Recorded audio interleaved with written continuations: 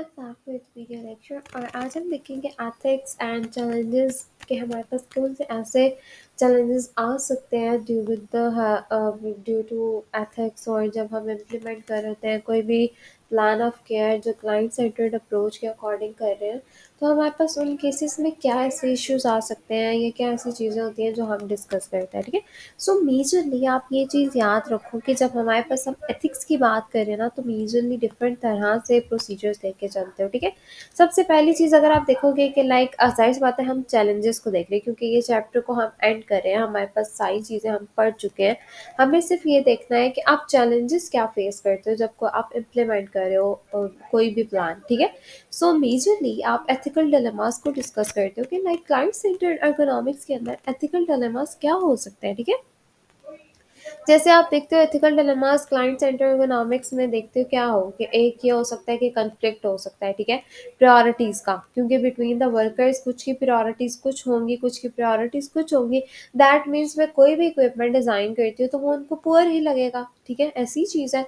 तो मैं या तो कोई भी एडजस्टमेंट करती हूँ, हो सकता है एक के अकॉर्डिंग वो ठीक है, लेकिन जनरलाइज पॉपुलेशन में अगर मैं वो अप्लाई कर देती हूँ तो हो सकता है कुछ को सही ना लगे तो वो पुअर इक्विपमेंट कंसीडर होगा, ठीक है।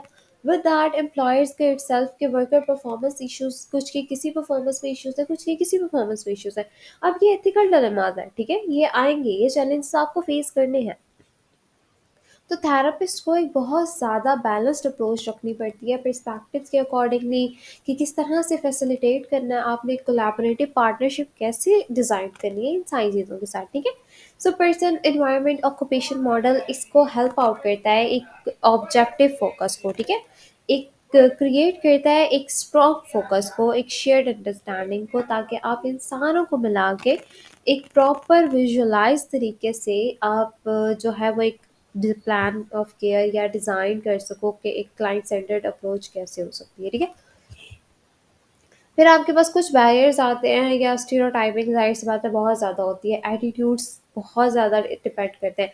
कुछ सुपरवाइजर्स जैसे कोई इंजर्ड अगर वर्कर है तो उसको लेजी कंसीडर कर देते हैं, अनमोटिवेटेड कह देते हैं, जिसकी वजह से एक तो उसकी रिकवरी डिले होती है, वो दैट उसके साथ काफ़ी ज़्यादा ये होता है कि वो अनमोटिवेशन सॉरी अनमोटिवेशन बार बार सुन सुन सुन सुन के वो अनमोटिवेटेड फील करता है, ठीक है।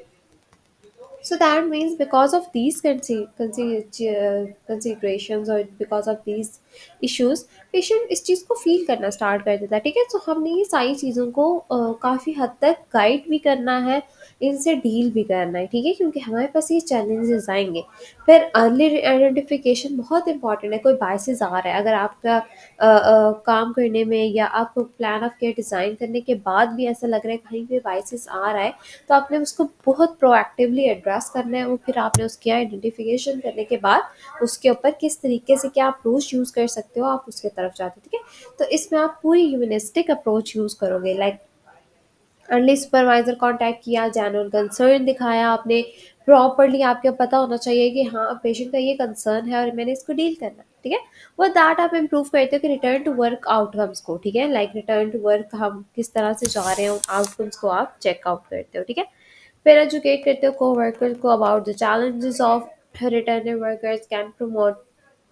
ज़ाहिर सी बात है, अगर आपको वर्कर्स को ऑलरेडी ये चीज़ें बता दोगे कि ये आपके पास चीज़ें आ सकती हैं और आपने अपने पेयर सपोर्ट के लिए या मोरल सपोर्ट आपने कैसे देना है एक इंजर्ड वर्कर को या एक ऐसा वर्कर को जिसके थोड़े बहुत इश्यूज आ रहे हैं, आपने वो किस तरीके से देना है, आपने उसके उनकी एजुकेशन करनी है, ठीक है। तो आपने इन चैलेंजेस के साथ किस तरह से डील करना है, ये सारी चीज़ें आती हैं, ठीक है। फिर फंडिंग्स का इशू आता है, ठीक है, क्योंकि ये आपकी बुक में बहुत ज़्यादा डिटेल में लिखा है, मैंने आपको 3-4 पार्ट्स में डिवाइड करके बताया, ठीक है, क्योंकि बहुत डिटेल में चली जाती है चीज़ें और हम लोगों को इतनी डिटेल में रिक्वायरमेंट नहीं है, हमें बेसिक चीज़ पता होनी चाहिए कि हाँ हमने किस तरीके से करना है और क्या क्या चीज़ें हमें रिक्वायर्ड है, ठीक है। अब फंडिंग इश्यूज़ की बात जहाँ तक आती है तो अगर आप देखो कि फंडिंग इश्यूज़ क्या हो सकते हैं, ठीक है, फंड्स नहीं मिल रहे हमें, कंपनीज इस तरह के से फंड ही नहीं करी कि हम इकोनॉमिक चेंजेस कर सकें, एम्प्लॉयर्स इंश्योरेंस जो है वो इस तरह से हेल्प आउट नहीं करी कि हम उस चीज़ कंपनीज को दोबारा से रिक्वायरमेंट डिज़ाइन कर सके और इकोनॉमिकली डिज़ाइन कर सके, ठीक है। तो इसके लिए अल्टरनेटिव फंडिंग सॉल्यूशंस या कोई ट्रस्ट या कोई ऐसी चीज़ें होनी चाहिए, with the help of that आप इन चैलेंजेस को कोप अप कर सको, ठीक है। फिर उसके बाद कंप्लायंस इश्यूज भी हो सकते हैं, जैसे फॉर एग्जाम्पल कि लैक ऑफ एडहेरेंस है।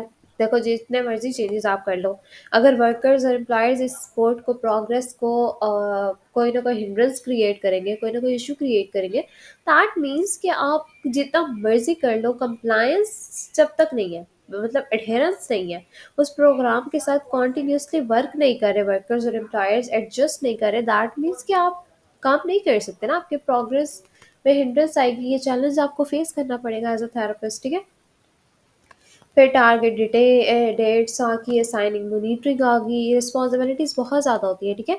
अकाउंटेबिलिटी को इंश्योर करना बहुत ज़्यादा है, ठीक है, ताकि हमारे पास हम चीज़ों को देखें कि हमने किस डेट पे क्या काम करना था, तो क्या वो इस काम में अचीव हो सके, उस डेट में अचीव हो सके। मॉनिटरिंग रखना रिस्पॉन्सिबिलिटी थी, किसको क्या रिस्पॉन्सिबिलिटी थी और वो कैसे कर रहा है या नहीं कर रहा, that is basically the condition, ठीक है।